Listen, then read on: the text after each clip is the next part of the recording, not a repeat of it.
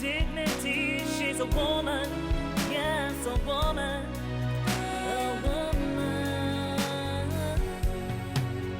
of all seasons.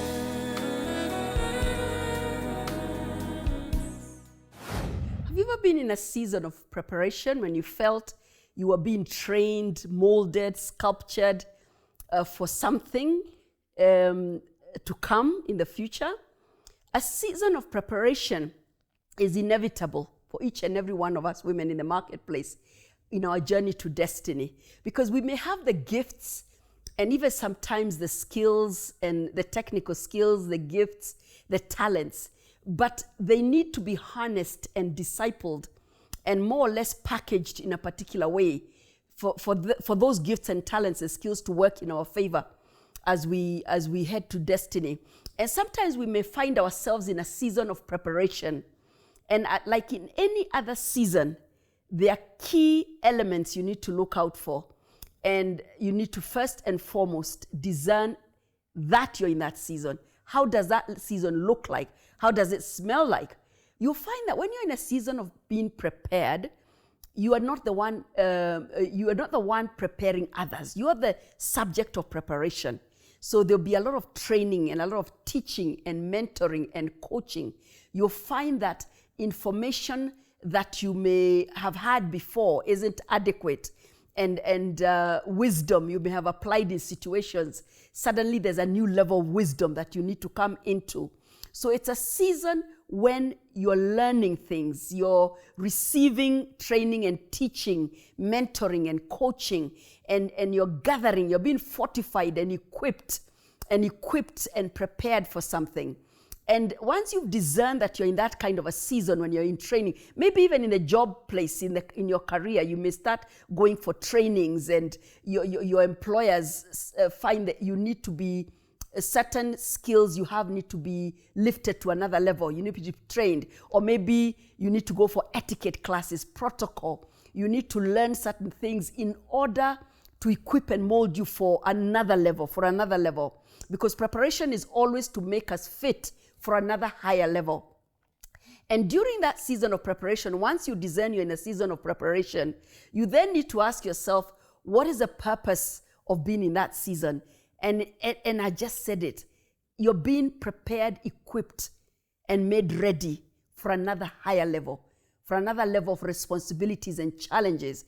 And it could be that where you're at right now, you're not sufficient. What you have within you is not sufficient. It's not been packaged sufficiently enough to enable you to handle what is in the next level of your job, or even in your relationship, because preparation is not just for the career or for the job. It could be for the business. You may find yourself having to take classes in business or understanding in investments and budgeting.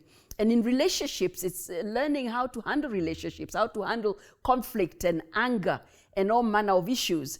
So it's a preparation in any area of your life. It could be in any area of your life.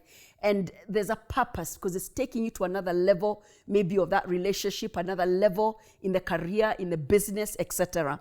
And then you need to ask yourself, what attitude should I adopt? What garments? Remember, if you're in the winter, if you're in the cold season, hot season, wet season, there are certain clothings that you need to wear to be able to handle those seasons. So likewise, in the season of preparation, symbolically, you need to ask yourself, what attitudes, what garments, and what attitudes and what positionings do I need to take so that I handle this season properly? The whole idea is to master your seasons.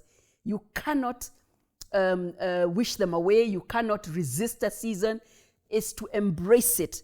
Position yourself appropriately, logistically, strategically, with the right attitude, so that you'll be able to sail through that season and get the maximum benefit from that season. So in terms of positioning and attitude in the season of preparation, it is to be teachable. You need to be teachable. You need to be open for knowledge, for wisdom, for advice, for counseling. You don't know it all. That's why you're in the season of preparation. Sometimes we think we know it all, and maybe we know it all for the other level, for the lower level. But now we're coming to a place where we're being taken to a new level with new challenges and new battles and new requirements. So we need to accept that we don't know. So you get into that season and position yourself with an attitude of, I don't know. I need to learn. I need to be teachable and open. and I need to receive and take in what I need to receive and be able to retain it. You need to have ears to hear.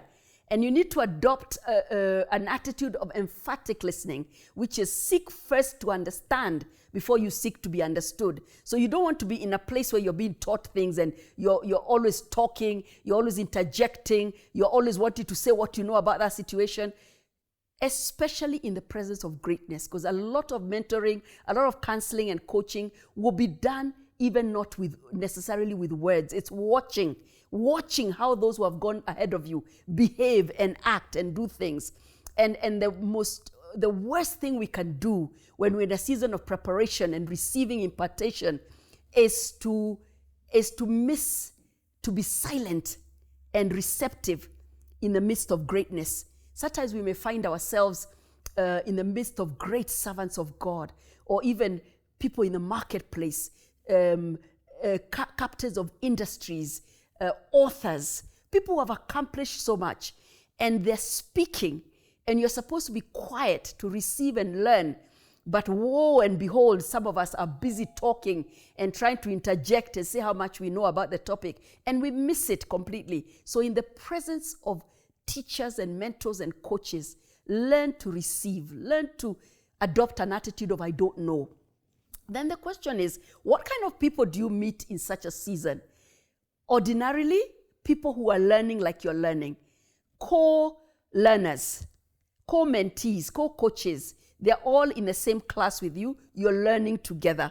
The attitude towards them is receive them as peers, learn together, help one another through the journey, and certainly encourage one another. Then, of course, there's the trainer who is training you, who is preparing you and molding you. That trainer, that mentor, that coach, that midwife, that spiritual authority, that CEO, that boss, employer, whoever it is that is teaching you, or even if it's a parent, even if it's an older sibling, or whoever it is who is teaching you, just learn to respect them. The reason they are your teacher or trainer, mentor or coach is because they know more than you. Basically, that's it. They are there because they know more than you. So you need to respect that which they carry. You need to honor.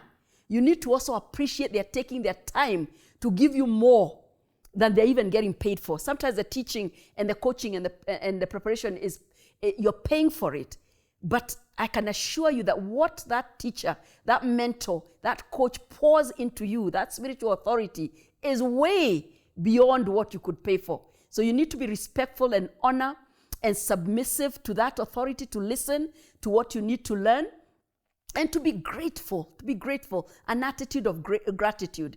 And then there are dangers. What are the dangers? Obviously, resistance. When you think you know too much, when you go there with a much no attitude, an attitude of much no, I know this, I don't need to be taught, I've already had successes. You're not being prepared because you haven't been successful before. You've been successful before, so you're being prepared because you need to be more successful, you need to learn more things. And consequently, be careful about resisting training. And then you need to learn the lesson. Take in the lesson so you can walk out of that season with enough lessons. And then smell transition. When do you smell transition? When the tutor, the teacher, the trainer, the mentor says that you've received what you needed to receive, and you can now be given challenges that you can handle with the training you have received.